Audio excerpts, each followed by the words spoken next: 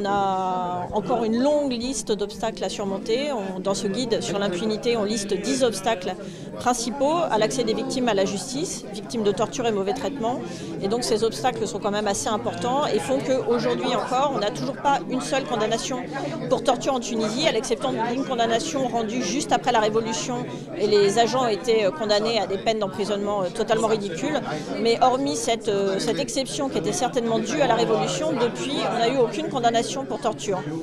Alors nous, ce qui nous préoccupe énormément, c'est la recrudescence depuis ces dernières années de ce qu'on pourrait qualifier effectivement de torture morale ou à tout le moins de mauvais traitements perpétrés à l'encontre des personnes fichées et qui, depuis le 25 juillet, la prise de pouvoir de Kais Saied,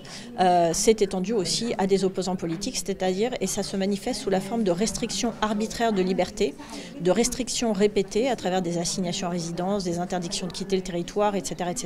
des visites de police, des convocations au poste de police, et ça forme un environnement tortionnaire qui est de plus en plus présent en Tunisie et c'est une nouvelle forme de contrôle sociétal, le contrôle sécuritaire et qui fait des ravages psychologiques et aussi matériels